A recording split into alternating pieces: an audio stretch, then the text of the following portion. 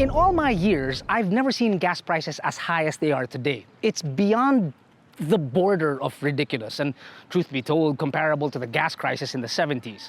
Save maybe for electric vehicles, no one is spared.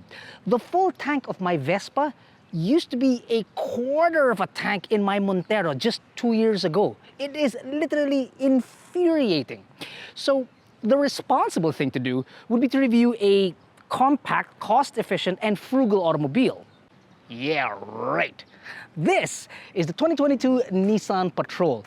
Everything about this automobile is excessively excessive, from its wheels to its engine to the sheer size of this corner lot, but at a price that may have you even question your rational thinking.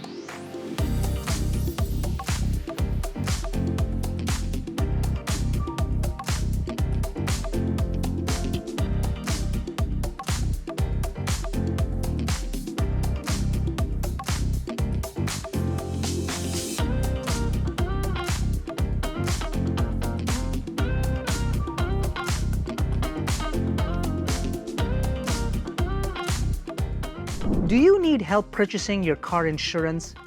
Head on over to AutoDeal.com.ph/car-insurance. Here, you can compare prices and customize your insurance coverage from many of the Philippines' top providers. When you've selected the insurance that's best for you, simply fill out the application and complete the transaction with ease through Visa, MasterCard, GCash, GrabPay, or PayPal, and receive your policy within the next business day. Get the best deal on insurance with AutoDeal. The 2022 Patrol is not an all-new vehicle, but rather heavily updated. For instance, on the front clip, the grille has been updated with a V-motion design, part of Nissan's current design language. C-shaped DRLs, similar to what we expect on the new Ranger and Everest, full LEDs up and down and on the fog lamps, with enough chrome to get itself invited to the next Met Gala. You've got roof rails up on top, repeaters and cameras on the side mirror, a step board for the vertically challenged, and 20-inch rims wrapped in 275/60 series tires. Behind that are ventilated discs both up front and at the rear, which I believe are important since the entire vehicle weighs a very delicate 3.5 tons. Now, while the front end is menacing in a tux, it's really at a quarter angle where you can check out just how gargantuan this automobile is. The wheelbase alone is 10 feet, but on that 10 feet is a body that measures 17 feet long. Its height and width is 6 feet 6 inches. This is taller than Michael Jordan himself. Bah. To compare it with other cars on the road, obviously its counterpart would be the Toyota LC, but this is an inch taller, an inch wider, and over a foot longer. And then if you compare it to your average crossover, check this out. The Patrol dwarfs it as if it were Jupiter and that was Pluto. If you're wondering, by the way, why we have the Ford territory again, it's because we took out Ford Philippines President Mr. Mike Breen on a quick interview that actually was a lot of fun. And I guess you can say the size difference between me and him is like, well, check out the video on our YouTube channel. I promise you, you won't regret it. Now at the rear, this C-shape configuration continues with the tail lamps. You can see it right here. And then you've got sequential turn signals here. And a bit more chrome accents on the backside that's as broad as a Misono table at Saisaki, with a hook that's rated to tow 750 kilograms on a trailer that isn't braked. When it is braked, it can actually tow its body weight. Now, when you open her up with the power tailgate, and it's a bit slow, Nissan claims that here at the back, you are looking at roughly 470 liters of space. It doesn't really look like 470 liters of space, but they'll take their word for it. Now, most buyers of Patrols are not necessarily going to use it as a means of moving cargo. But if they did, you'll find that if you fold the second row, or rather the third row, you're looking at over 1,400 liters of space. And then when you fold the second row, not tuck it over, but just simply fold it, you're looking at over 2,600 liters of space. Now, what that looks like in balikbayan boxes, let me show you.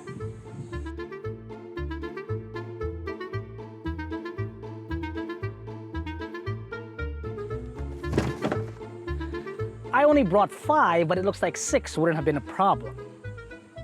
At the heart of it all, you are looking at an unforgiving, straw-drinking 5.6-liter V8 that produces 400 horses and 560 newton meters of torque, mated to a 7-speed automatic transmission and a 4-wheel drive system. Now, as impressive as those figures sound, you're probably still stuck on the fact that it's a gasoline engine. Yes, and you'd be right. The fuel capacity is 140 liters, so at today's gas prices, you're looking at a bill of about 12,000 Philippine pesos for a full tank. That's the good news. The bad news is that on the highway, this thing only does about 9.5 kilometers per liter, and in the city, 3.8 kilometers per liter. And I love it! Now, like its fuel consumption, its space inside is actually quite shocking because the Patrol is not actually a 7-seater, it is an 8-seater. The third row can accommodate 3 passengers, albeit for very small adults, or who am I kidding, children of my size. The thing about it is, though, that the support for your thighs is not very good because your legs are quite high, and the second row doesn't slide forward. So truth be told, it would be better for really short jaunts, even if there are bottle holders on either side and air vents for the third row. It's truly remarkable the amount of space that you have back here in the second row. My kids were sitting here, and when they got out of the automobile, it was as if they hadn't seen each other in years. They were communicating with each other via carrier pigeon. It's nuts.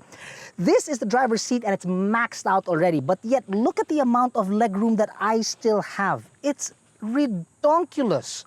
Thigh support is a little better than it is on the second row, but there is still a little bit of a gap. So if you're much taller, you might be sitting kind of wide-ish kind of a bit. But 3 adults here in the third row, or rather the second row, elbow room is not going to be an issue because it's got a low tunnel. Look at how wide the center seat is. It's amazing. Toys back here include air vents found up on top. You have a center armrest with 2 cup holders. Then you've got your air controls found here in the center with temperature controls as well. 2 USB charging points found right there. And then a 12-volt socket found all the way underneath. Now on the doors, you've also got bottle holders and 2 speakers each. 2 each on each side for a total of 13 speakers found all around the entire automobile. A point of that my wife and I were talking about is that there are 2 things on the door that I don't know if you can see it. Might as well keep the door open. It's got nice leather here and wood panels here. Now the wood panels we can agree on is actually we like a lot. This kind of like it looks like a leather sofa, kind of trying to make it look soft and kind of scrunchy. My wife wasn't a big fan of this. I don't mind it at all because I think it adds a touch of premium to it, really, a touch of softness. As you'd expect, leather is in abundant supply, with a few wooden panels found here and there, including the steering wheel, which has a myriad of buttons for your audio, cruise, and trip. There are sadly still some piano black plastics, but they are kept to, well, a somewhat minimum. A bit of today with power seats and memory and a power telescopic steering wheel, which is very welcome, I like that. But it's mixed with a touch of yesterday. Analog gauges that flank, well, a 7-inch screen. The biggest addition is a 12.3-inch touchscreen infotainment system that has wireless Apple CarPlay and wired Android. Now, you can control it via the touchscreen, like I said, or you can also control it from the commander knob found down here, which is similar to those Mazda automobiles that we've reviewed before. Also, there is a drive selector here found on the up and to the right, which includes snow because, well, Philippines. Also, Nissan was also very nice enough to make sure that this car is prepared for every Tuesday night of the week with a taco holder. No, but seriously, it's not all sunshines and rainbows inside this automobile because I did find 3 things that, well, I'm not the biggest fan of. Number 1 is I've looked everywhere on this computer here and on this computer here, but unfortunately, I just can't find it. There is no speed sensing door locking mechanism in this car. There is a locking mechanism that is like automatic and whatnot, but it's not speed sensing. And in a car at this price point, you kind of want to make sure that you protect what's inside, right? Second, the screen is great, but it kind of stands a little too tall for me because, well, the hood is already tall, but this thing, depending on how you sit, it might get some time to get used to the automobile size, and more so if you can't really see the rest of your automobile, so you might need to stretch your neck every once in a while. Unlike other automobiles like the Explorer or the Expedition, they've got power folding third row seats. Here, it's manual. There is a 12-volt socket found here at the rear, but truth be told, I think that's, well, it's kind of a miss. However, there are three things that not exactly redeem itself, but I kind of enjoy using. Let me show you. Number one, wireless charging, and it's hidden too, to make sure that you keep clutter down to a minimum and to keep your pesky hands off your phone while you're driving. That's one, and that's good. Number two, a cool box that you can access from the front passenger seats or the rear seats. How about that? That's better. And number three, cool seats. Leather seats are always going to be awesome, but when you've got cool seats inside the Philippines for both your driver and passenger, that is just the best. Oh, and there's also the fact that the 13-speaker system in here, which is Bose, sounds absolutely awesome, and it's like dessert upon dessert. Oh yeah, let's go for a drive.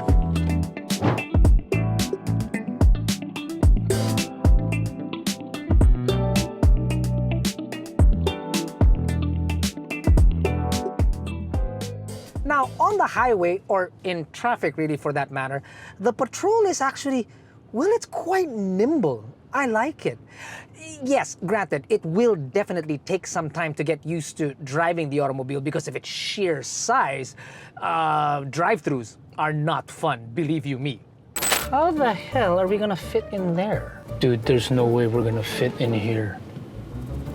I'm gonna try right now. Watch the side. Oh, oh. Yeah, we're not gonna fit. Back it up. We're not gonna do this. But it's not tiring to drive thanks to a couple of driver aids that come with the automobile, such as the camera, which has a 360-degree view, and of course, the light steering. The seats are very comfortable. There are bolsters, but to be honest with you, the seat is so wide that sometimes the bolsters, you can't even feel them. Truth be told, Jack actually enjoys this automobile because it has such a wide girth for him to be able to lean back and just absolutely relax. Like right now, we're stuck in traffic, and inside all this space, I'm sound as a yen. I love it. Check me out.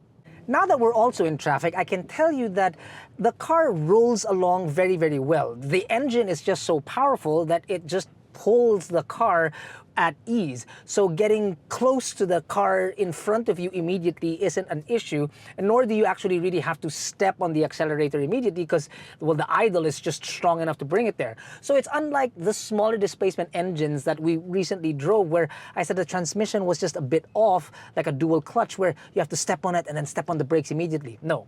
Unlike in this car, it's quite tame, which is, it's so mind-boggling how tame it can be considering that there are 400 horses and 560 newton-meters of torque directly in front of me. When you finally move out of traffic, however, the combination of a surplus engine and very light steering means that the car is actually very quick on its toes. It's strange in the fact that it's really great because it's like a combination of a ninja and a sumo wrestler. Aren't ninjas supposed to be quiet? Oh yeah. Is that better? The engine really does come alive when you bury the throttle. Yeah, and that sound just comes out. It comes to life and it gets you all excited. You can hear the gurgle from the engine, not the exhaust. Sorry, there is no gurgle from the exhaust. You can hear the growl from the engine, but everything else is just so smooth, really. I mean, truthfully, it's the least that it can do, considering that whenever you bury the throttle, it's like you're throwing your retirement plans out the window because you got to pay for the gasoline. And it sips gasoline like the way Mel Gibson will drink right after a stint at the Betty Ford Clinic. The thing is that you can hear all of that, but you can't feel any of it. And that I love. Everything else, it's just you're completely shielded from all the noise on the road, from other buses or motorcycles that pass you by. The insulation is really top-notch. I also did find that body roll for such a large vehicle is actually very well maintained, very well tapered, to be honest with you, because of Nissan's hydraulic body motion control. I, however, did find that when you're traveling on EDSA, as you normally will do, or on the highway and you hit sort of like a rough patch, that it's not a shudder that will break you, but there is a shimmy in the same way that an airplane's fuselage shimmies when it goes through a little bit of turbulence. And I do say a fuselage of a plane because that's just exactly how big this car really is. Parang aeroplano.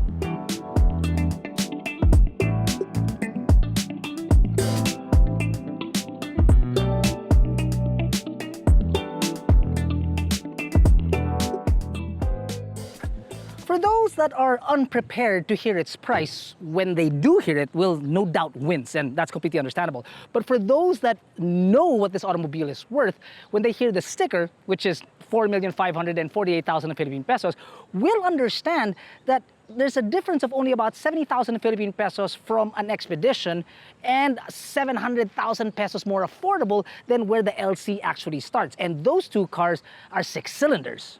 Is it excessive? Oh, most definitely. Would I purchase it? Oh, in my current financial position, most definitely not. But given the opportunity, I actually might have a hard time walking away from this considering its price.